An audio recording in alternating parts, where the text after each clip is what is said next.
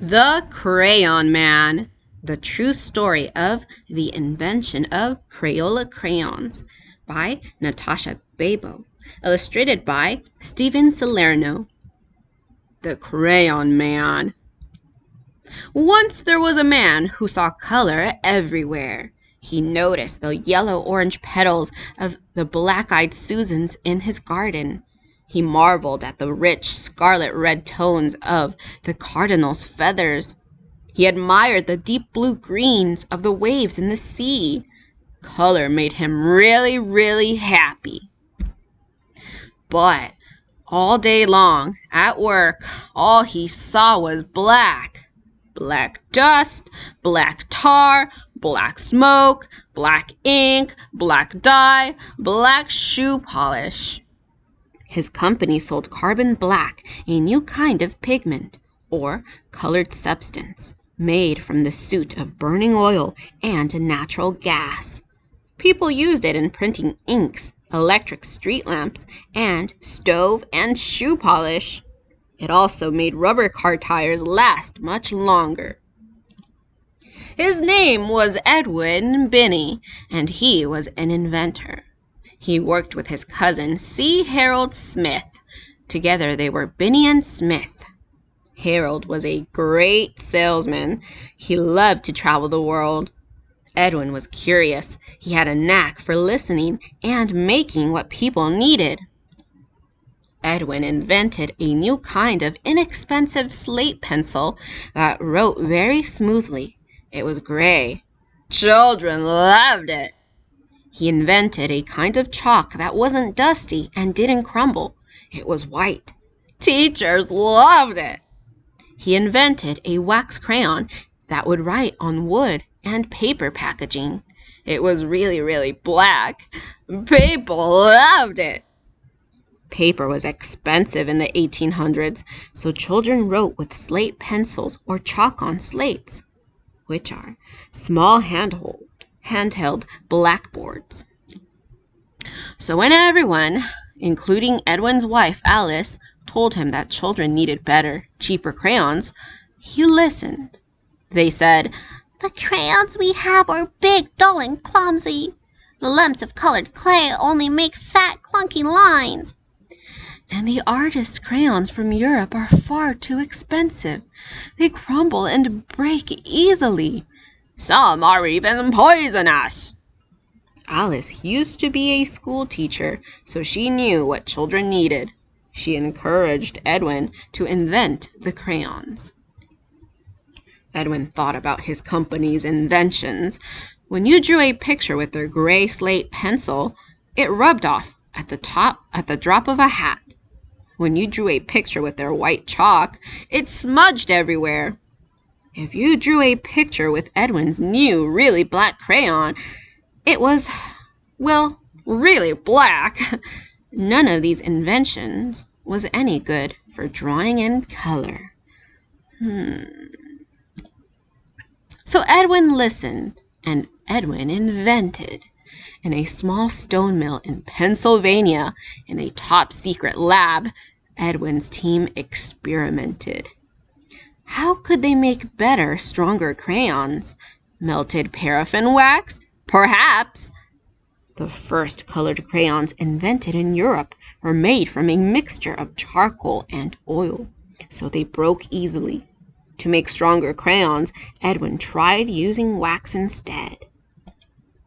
Now for the crayon colors, grinding up rocks and minerals into fine powders, mixing, slate for gray, earth for yellow, red and brown perhaps, oh yes, and lapis for blue. Pounding, sifting, and heating the colored powders, would they be bright enough? Edwin's team kept on trying, they kept on experimenting. Ground up rocks and minerals made bright pigments for crayons. Red iron oxide, hematite, for red. Yellow iron oxide, goethite, for yellow. Varied shades of red iron oxide for brown. Carbon black for black.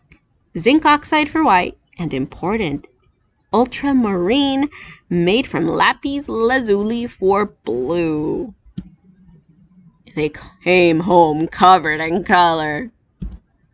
They experimented some more and discovered a pinch of this pigment, a sploosh of that one, a little hotter, a little cooler, and voila! Lots of different shades. Now there were greens, oranges, violets, and pinks too. Edwin came home covered in color. To make orange, green, and violet, chemists blended various pigments and clays. Some minerals changed color when heated, plus the length of time the mixtures were left to cool created different colors too. In a large tub at the mill, Edwin's team measured out the ingredients: melted wax, clay to thicken, something for texture, colored powders, each in just the right amount every time to make a top secret formula. Slowly, carefully, stirring by hand, they poured the special formula into thin, crayon-shaped molds, smaller than any other inventor's, just the right size for children's hands. The mixture cooled and hardened. Edwin watched, and Edwin waited. Children might eat or chew the crayons and get sick. So Edwin's team experimented to find new, safe, non-toxic colors and materials. Finally, one summer evening in June 1903, Edwin came home covered in color and announced that he'd invented a new kind of colored crayon. But what should he call it? Alice had an idea. She said, "Let's mix the French word cray for stick of chalk and the word ola from the word oleaginous, meaning oily like the oily texture of the crayon wax, to invent a new word, Crayola." Crayola. Edwin listened. Binney and Smith shipped out the first Crayola crayon boxes. Red, orange, yellow, green, blue, violet, brown, and black. 8 colored crayons for only a nickel. Edwin waited. Would children like them? Children did! Now they could draw a tiny green caterpillar or the big blue sky. Their drawings wouldn't smudge and they wouldn't rub out. They were bright and could last a long, long time. By the 1900s, inventors had figured out how to make cheaper paper from wood pulp, so children could now draw on paper instead of just slate. Excitement over the new, colorful invention spread like wildfire. Admirers from far and wide flocked to marvel at Binney and Smith's inventions at the St. Louis World's Fair. The company's dustless chalk even won a gold medal proudly. Edwin and Harold showed it off, especially on their new Crayola crayon boxes. Every day, Edwin brought colorful bouquets from his garden to inspire the Crayola team. They made crayons in even more different shades, and later asked children to help name some of them. To celebrate their 90th anniversary, Crayola held a color naming competition. The 6-year-old winner coined Tropical Rainforest. Other color names created by children included Robin's Egg Blue, Tickle Me Pink, and Macaroni and Cheese. At last, because of Edwin Binney, the man who saw color everywhere, who had a knack for listening and making what people needed, children all around the world could reach for just the right shade. Sunglow, Wisteria, Jungle Green, Screaming Green, Razzmatazz, Robin's Egg Blue, Wild Watermelon, Marvelous, Purple Mountain's Majesty, Cadet Blue, Lavender, Timberwolf. To draw anything. How Crayola crayons are made today. In 1903, Crayola crayons were made carefully in small lots, labeled and packed into boxes by hand, and sold to schools. Today, machines produce an average of 12 million crayons a day. That's over 8,333 crayons a minute, in more than 120 different colors. They are sold in over 80 countries around the world. The first step is train cars deliver paraffin wax to the Crayola factory in Easton, Pennsylvania. The wax is heated and the clear melted liquid is stored in tall silos, ready to be pumped inside. The second step. Workers pour colored powders called pigments into vats filled with the liquid wax, add clay to thicken it, then mix. Step 3. The wax pigment mixture is pumped into a huge mold. It looks like a giant circular muffin tin. The mix fills all the 110 small crayon-shaped holes in each section. Step 4. Cold water flows underneath the mold to cool the wax and harden it into crayon shapes. A large blade scrapes off extra wax to be reused later. Step 5. The crayons are pushed up from the mold. A robotic arm then moves them to the labeling machine. Step 6.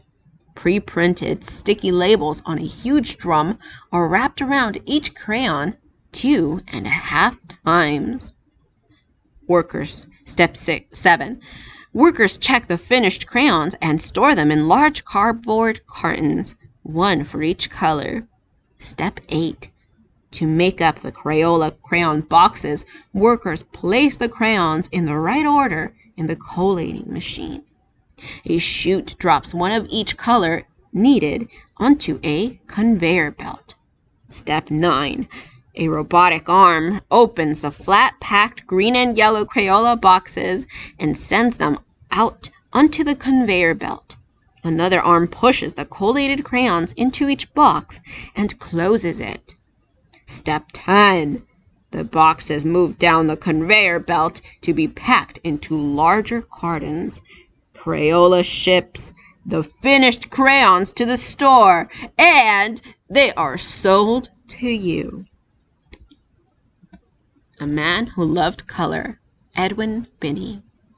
Edwin Binney was born in 1866. As a child, he loved swimming, hunting, fishing, and sailing.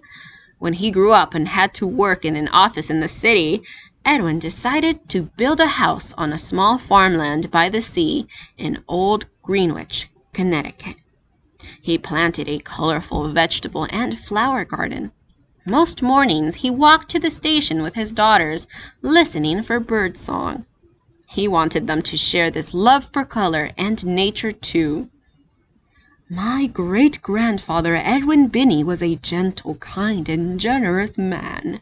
A passionate lover of nature, Grandpa Bub rarely chose to be indoors, preferring the woods, the wind, the sea, and of course his much-beloved Crayola flower garden, from which he cut and carried bouquets of color to his office each day.